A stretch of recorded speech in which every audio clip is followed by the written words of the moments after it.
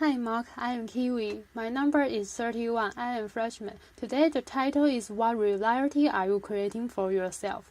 The speaker is Lidsky. When Dorothy was a little girl, she was fascinated by her goldfish. Her father explained to her that fish swim by quickly wagging their tails to propel themselves through the water. Without hesitation, little Dorothy responded, "Yes, Daddy," and fish swim backward by wagging their heads. Laughter. In her mind, it was a fact as true as any other. Fish swim backward by wagging their heads. She believed it. Our lives are full of fish swimming backwards. We make assumptions and faulty leaps of logic. We harbor bias. We know that we are right and they are wrong. We fear the worst. We strive for unattainable perfection. We tell ourselves what we can and cannot do. In our minds, fish swim by in reverse, frantically wagging their heads, and we don't even notice them. I'm going to tell you 5 facts about myself. One fact is not true. 1. I graduated from Harvard at 19 with an honor degree in mathematics. 2. I currently run a construction company in Orlando. 3. I starred on a television sitcom. 4. I lose my sight to a rare genetic eye disease. 5. I serve as a law clerk to 2 U.S. Supreme Court justices, which fact is not true. Actually, they are all true. Yeah, they're all true. Applause. At the point, most people really only care about the television show. Laughter. I know this from experience. Okay, so the show was NBC's Saved by the Bell, the new craze, and I played Wessel, who was the sort of dorky, nerdy character on the show, which made it a very major acting challenge for me as a 13-year-old boy. Laughter. Now, did you struggle with number 4, my blindness? What is late? We make assumptions about so-called disability. As a blind man, I confront others' incorrect assumptions about my abilities every day. My point today is not about my blindness. However, it's about my vision. Going blind told me to live my life eyes wide open. It told me to spot those backward swimming fish that our mind creates. Going blind gets them into focus. What does it feel like to see? It's immediate and passive. You open your eyes and there's the word. Seeing is believing. Sight is truth, right? Well, this is what I saw. Then from age 12 to 25, my retina progressively deteriorated. My sight became an increasing bizarre kind of fun household of mirrors and illusions. The salesperson I was relieved to spot in a store was really a maniac. Reaching down to wash my hands, I suddenly saw it was a urinal I was touching, not a sink. When my finger felt its true shape, a friend described the photograph in my hand, and only then I could see the image depicted. Objects appeared, morphed and disappeared in my reality. It was difficult and exhausting to see. I pieced together fragmented, transitory images, consciously analyzed the clues, searched for some logic in my crumbling kaleidoscope until I saw nothing at all.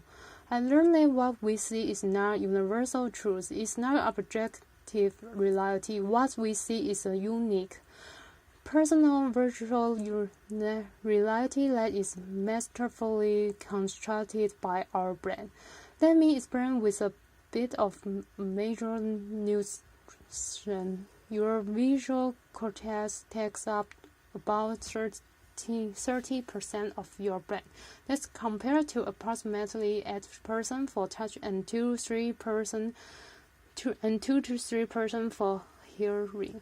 Every second, your eyes can send your visual cortex as many as 2 billion pieces of information. The rest of your body can send your brain only an additional billion. So sight is 1/3 of your brain by volume and can claim about 2/3 of your brain's processing resource. It's no surprise then that the illusion of sight is so compelling. But make no mistake about it, sight is an illusion. Here's where it gets interesting. To create the experience of sight, your brain reframes your conceptual understanding of the world, other knowledge, your memory, opinion, emotions, mental attention, all of these things and far more are linking in your brain to your sight. This linkage works both ways and usually occurs subconsciously. So far is simple. What you see impacts how you feel, and the way you feel can literally change what you see. Numerous studies demonstrate this. If you are asked to estimate the walking speed of a man in a video, for example, your answer will be different if you are told to think about cheetahs or turtles. A hill appears steeper if you just exercise, and a landmark appears farther away. If you're wearing a heavy backpack, we have arrived at a fundamental contradiction. What you see is a complex mental construction of your own making, but you experience it passively as a direct representation of the world around you. You create your own reality and you believe it. I believe mine until it broke apart.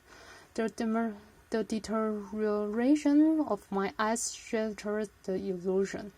You see, sight is just one way we shape our reality. We create our own realities in many other ways.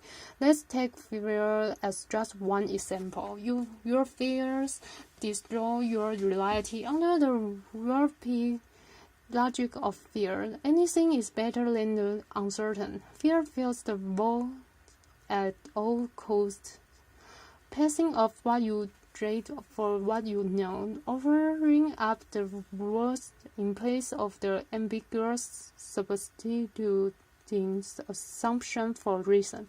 Psychologists have a great term for it: overthinking. Laughter, right? Fear replaces the unknown with the awful. Now, fear is a self-realizing. When you face the greatest need to look outside yourself and think critically, fear bets a retreat deep inside your mind, shrinking and distorting your view, drowning your capacity for critical thought with a flood of disruptive emotions. When you face a compelling opportunity to take action, fear lures you into inaction, inducing you to passively watch its prophecy fulfill themselves. When I was diagnosed with my blinding disease, I knew blindness would ruin my life. Blindness was a death sentence for my independence. It was the end of achievement for me. Blindness meant I would live an unremarkable life, small and sad, and likely alone. I knew it. This was a fiction born of my fears, but I believed it. It was a lie, but it was my reality, just like those backward swimming fish in little Dorothy's mind. If I had not confronted the reality of my fear, I would have lived it. I am certain of that. So how do you live your life eyes wide open? It's a learned discipline. It can be taught. It can be practiced. I will summarize very briefly. Hold yourself accountable for every moment, every thought, every detail. See beyond your fears.